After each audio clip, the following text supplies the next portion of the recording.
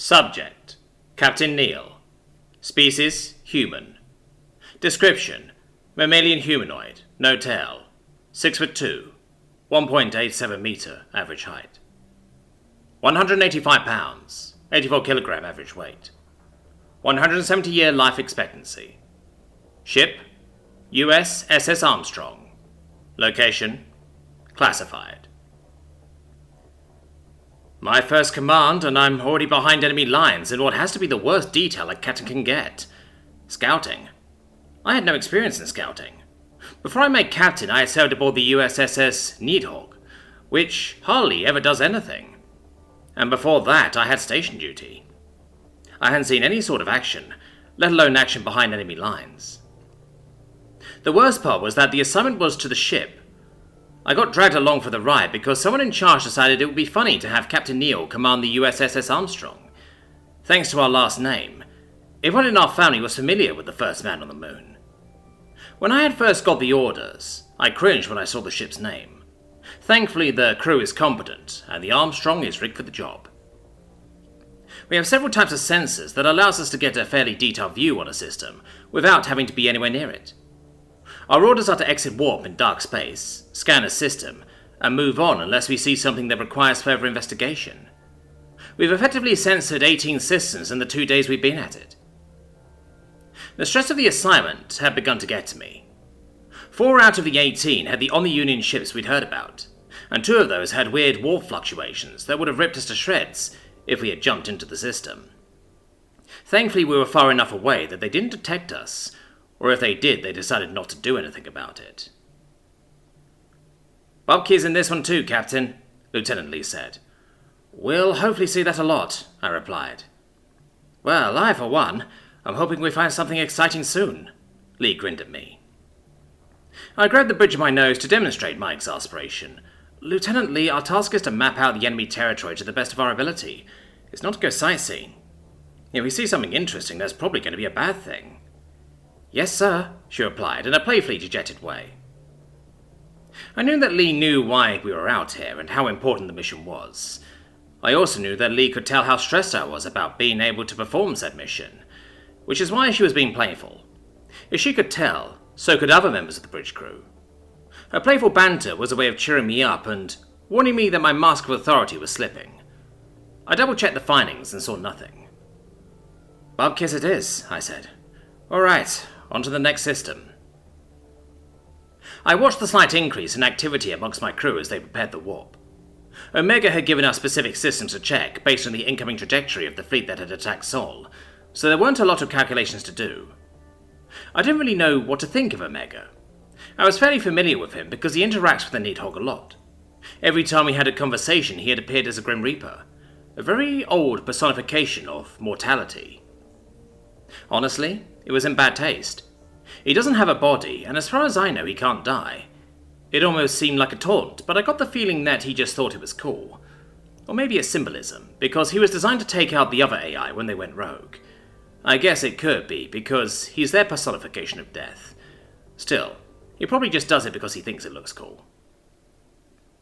A slight lurch from the ship as we exited warp at our destination brought me back to reality. I watched as our scanners examined the system in question. 4 planets, a yellow sun, and a bunch of wreckage. Several debris fields worth. One of the planets was in the habitable zone and appeared as if it had vegetation. I took another look at the debris field. "What the hell?" I asked no one in particular. "Sir," began Lieutenant Junior Grade Flowers, "we have several debris fields on a planet that has signs of civilization. We've also got warp fluctuations, but they're weird." "Weird how?" "There are a bunch of them. As if there are a lot of different sources," he responded. 18? No, 19 total." "Well, that would suggest that the enemy is amassing here," I said as I sat forward. Lee looked at me. "No enemy contacts. No ships at all except for the broken up ones in the debris fields. I think we're looking at the remnants of a fight." I looked back at the readings. She was right. There wasn't a single functioning ship in the space of this system. There weren't even any signs of functional satellites or stations. For a moment I wondered about cloaking technology, but then I thought better of it. We've got every type of scanner. You can do a lot of things to look invisible to a lot of different scanners, but you can't do all of them at once. We've tried. It was Flower's turn to look at me. Sir, I suggest we get a closer look. I can't quite pinpoint what is causing the warp fluctuations. If we could get scans of it. It could prove invaluable. Plus, we've been told to try to get detailed scans of any inhabited planets we come across, just in case it's their home world, if they even have one. I frowned slightly. Take us in as far as we need to go. Don't answer any hails and stay away from the debris fields. I've heard they might have nasty surprises. Lee had received the same briefing I had and grimaced. Nuclear and antimatter mines were nasty. Our shield should be able to withstand a few, but any more than that and we'll be dead. There will be no rescue. Our course raid would take a long time to reach US space, and they likely wouldn't be willing to send a team. Whatever situation we reported could have changed drastically, and we're in enemy territory. I looked around and saw the grim faces of a bridge crew who had realized the same thing. We approached the system unthrust. As we got nearer, we could make out that the debris were from multiple ships of multiple types. It looked more and more like Lieutenant Lee was right about there having been a fight. There were also bits of stray ordnance, and the traps that we had been warned about. Sir, I have reconstructed a cruiser and it matches the OU ship profile, Flower said.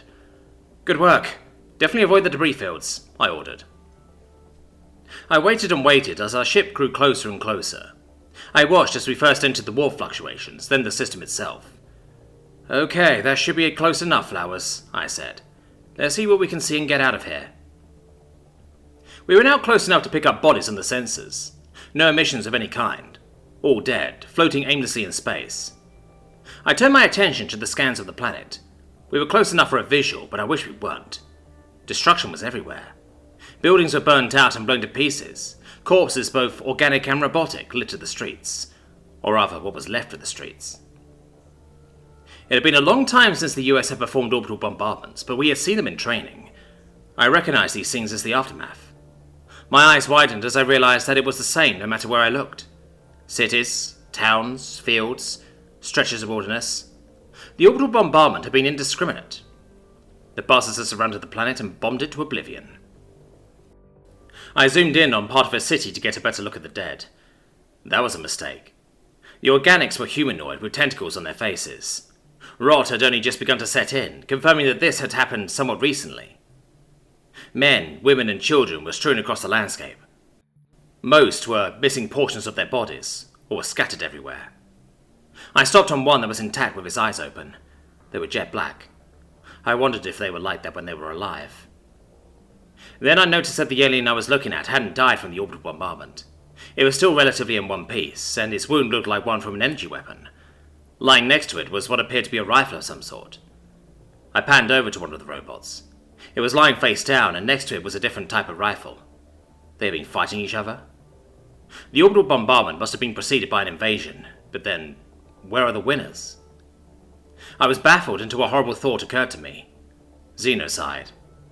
The bombardment and invasion had been to exterminate, not to conquer. I couldn't help but express my horror with a small sound. I looked up and realized that everyone else was looking at the same thing and coming to the same conclusion. A war of extinction. Something that had been avoided at all costs in our history.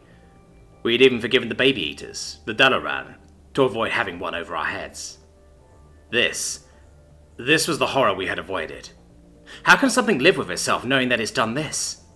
I felt myself involuntarily gag as I realized that my ancestors very nearly did something as atrocious as what I was looking at.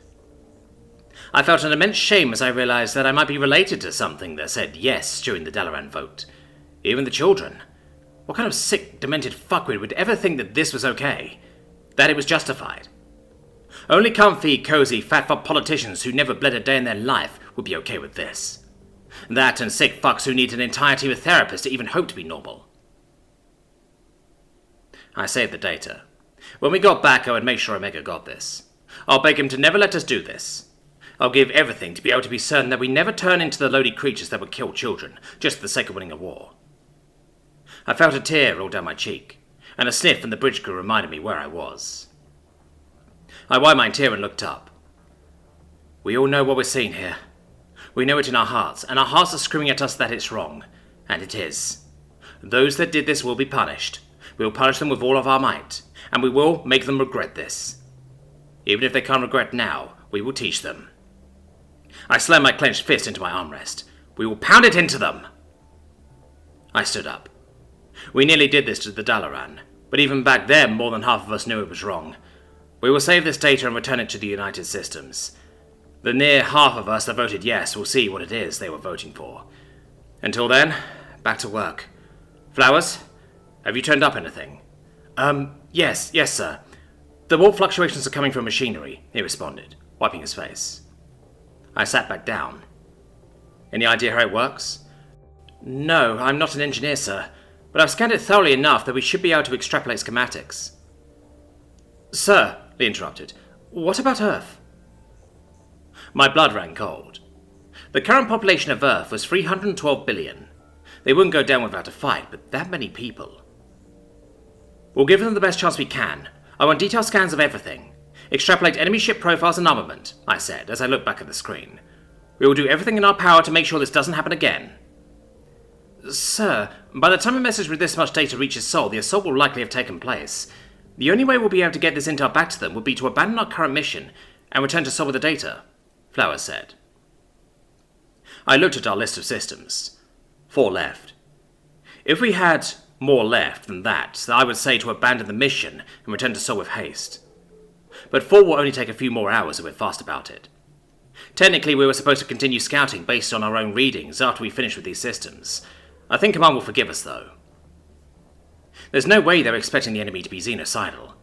They're probably thinking that the system will be occupied by enemy forces, and the occupants will be enslaved until we take the system back. Hell, they might chew me out for finishing the mandatory part of the mission. That's what I'll hope for, at least. Okay, we'll finish the census and make speed back to Sol. How are the readings coming along? I asked. We'll have them done momentarily. Should we... Flowers paused for a moment. Should we do something about the planet? There's nothing we can do, I said with grim finality. We can't accept any hails, and if we start hailing and the enemy is still down there, we're compromised. If there are any survivors, at least they're on their home planet. Air to breathe and food to eat. There's not much more we can do for them than that. Aye, sir, Flowers said. I turned back to the images of the planet's surface. I had been nervous about fighting the enemy before, scared even. Now I can't imagine anything I want more than to eradicate them from our universe. The rage that welled up inside me quickly overtook the sadness and horror I'd been feeling. The only thing that pissed me off more than what they'd done was that I couldn't make them suffer for what they've done. I ran a quick tally simulation on the data from the planet. The estimate came to 32 billion. Damn. Anything over 20 billion is usually a homeworld for a spacefaring species. I certainly hoped they had colonies out there somewhere, but doubted it. Humanity hadn't begun extra-system colonization until we had hit around 50 billion people on Earth. By then we had multiple habitats on Mars, Titan and Luna as well. The Nuknus and the Gaunt had followed a similar path. The Alumari were an outlier because they were insectoid. I double-checked our scans. There were no other signs of habitation in this system. It was extremely unlikely that these people had extra-system colonies, because they didn't even have intra-system colonies. I turned my attention to our extrapolations of their ship schematics. They had been fairly advanced too. The enemy fleet must be massive. Captain, we finished the scans of the wreckage. We're good to go, sir, Lee said. Roger. Let's move on then. Next system. As fast as we can manage, I ordered. The next system contained nothing of note. The one after that contained a small fleet of OU vessels and a few uninhabited planets. They didn't notice us. The third system contained a larger fleet, but still no inhabited planets. We double-checked to make sure that there weren't any ships that didn't match what we had scanned. They weren't, so we moved on to the fourth and final system. As the ship jostled slightly from the exit of warp, I felt that something was wrong. I don't know if I had caught a glimpse of the scanners out of the corner of my eye, or if it was some sort of sixth sense. Maybe I had felt the tension that suddenly emanated from the crew that was monitoring the sensors. What is it? I asked urgently. Sir, there's an absolutely massive amount of OU ships in this system, and 5 planets with signs of habitation, Flowers said with a hint of fear in his voice. Do they see us? Flowers was silent for a few moments. Lieutenant Junior Grade Flowers, do they see us? I asked louder. No, sir. They don't appear to have noticed our presence, he finally answered. Good. Let's get what we need and get to Sol. Quickly, people, I ordered. The crew set about their tasks with gusto. We got profiles for each ship. There were around 3,500 ships. We compared the profiles to what we had on record. They had battleships, cruisers, frigates, destroyers and corvettes. The corvettes that matched our profiles were the warp disruptor ships. They were inactive. The ones that didn't match the profiles looked like lightly armored shuttles. Light transport ships, most likely. There was only one of the big types that didn't match our profiles. It also didn't seem to match the designs of their other ships very much. It looked fatter than the other ships, bloated even, as if one of their battleships were in the final stages of a pregnancy. Kind of like when you compare our battleships' ships to our carriers, I said. I think so too, sir. There are 10 of them, Lee said. What about the planets? I asked. We can't get close enough for a detailed scan, but there are extensive signs of habitation on 5 of them. 3 out of the 5 would not suit organic life, Flowers responded.